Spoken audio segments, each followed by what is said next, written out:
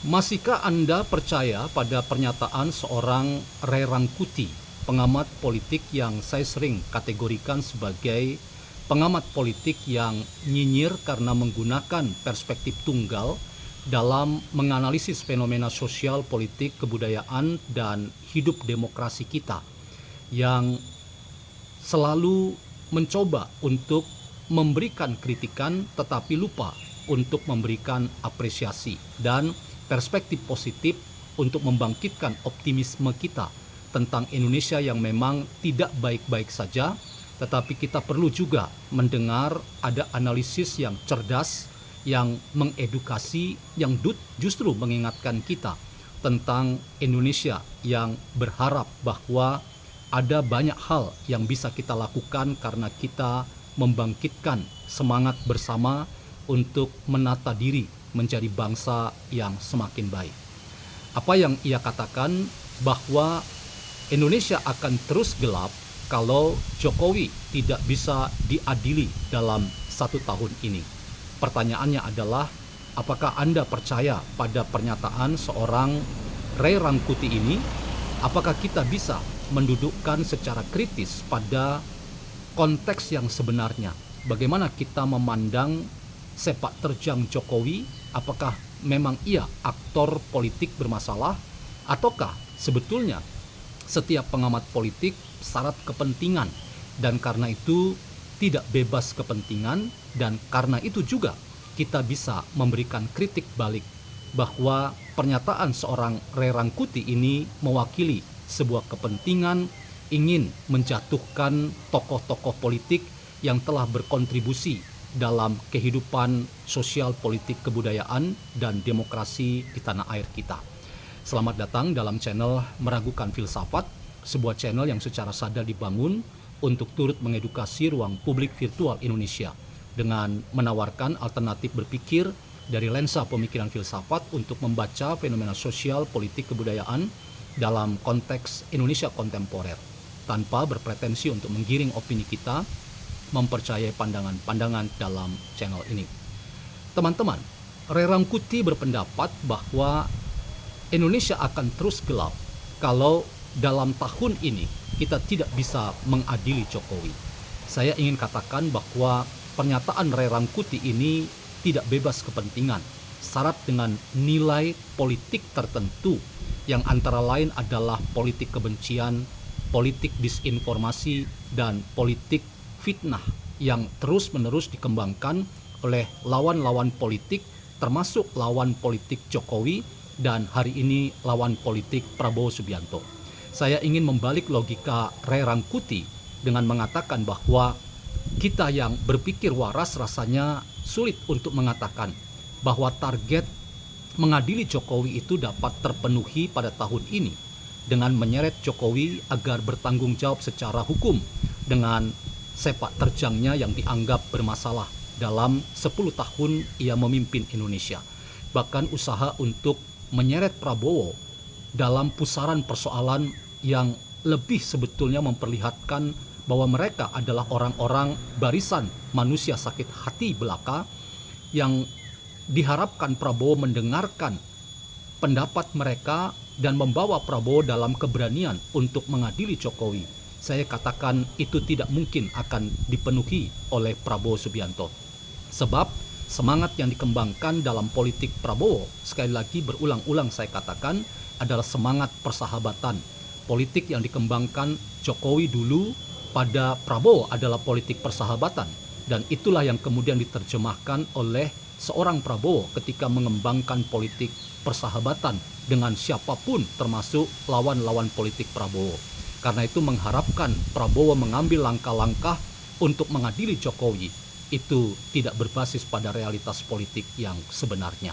Karena itu teman-teman, apa yang dikatakan oleh seorang Ray Rangkuti untuk membangun sebuah kepentingan politik dengan menyasar pengadilan terhadap Jokowi sebagai indikasi Indonesia akan menjadi bangsa yang terang benderang, sebaliknya pengadilan itu tidak terwujud maka Indonesia akan menjadi bangsa yang terus-menerus gelap.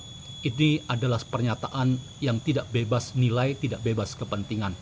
Saya ingin katakan pernyataan ini syarat dengan kepentingan, paling tidak Ray Rangkuti ingin masuk dalam barisan mereka-mereka yang terus-menerus sakit hati dan tidak move on dengan situasi politik kita yang terus berubah.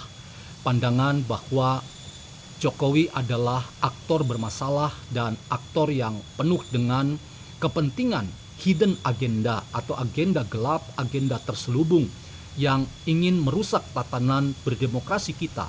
Saya sulit untuk mengatakan itu benar. Sekalipun memang ada banyak catatan kritis kita terhadap Jokowi, tetapi kita sulit untuk mengatakan bahwa hanya perspektif bermasalah yang kita lihat pada Jokowi. Bukankah Jokowi, kalau kita mau dudukkan secara cukup adil dan fair, bahwa Jokowi juga punya prestasi, dan prestasi-prestasi itu semuanya kemudian lenyap di telan bumi ketika kita hanya mengkapitalisasi serangan-serangan yang bertubi-tubi terhadap pemerintahan yang dulu dipimpin Jokowi yang dianggap bermasalah. Inilah yang kemudian membuat kita semua merasa bahwa mereka-mereka yang terus menyerang Jokowi itu adalah barisan kelompok manusia sakit hati yang sedang mengalami gangguan kesehatan mental. Inilah yang tidak membuat kita tercerahkan. Malah semakin lama upaya menghancurkan Jokowi itu malah berbuahkan yang tidak pernah mereka pikirkan, bahwa banyak orang yang semakin mencintai Jokowi, semakin positif memandang Jokowi, dan terus melihat Jokowi sebagai inspirator dalam kehidupan politik sosial demokrasi dan kebudayaan yang ada di Indonesia hari ini dan ke depan.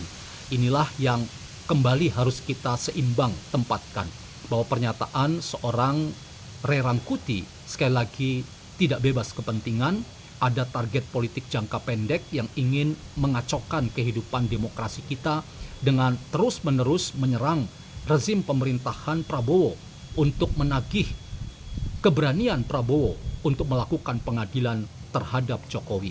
Target mereka dengan terus membangun wacana negatif terhadap pemerintahan yang sedang dipimpin Prabowo, bahwa Indonesia itu gelap gulita, Indonesia ini sedang ada dalam situasi yang penuh dengan penderitaan dan tantangan.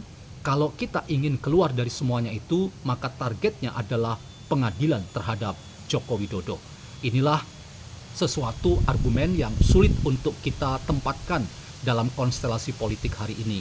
Dan pernyataan ini juga pernyataan yang sulit untuk kita tempatkan secara kritis dalam konteks realitas politik kita yang real hari ini.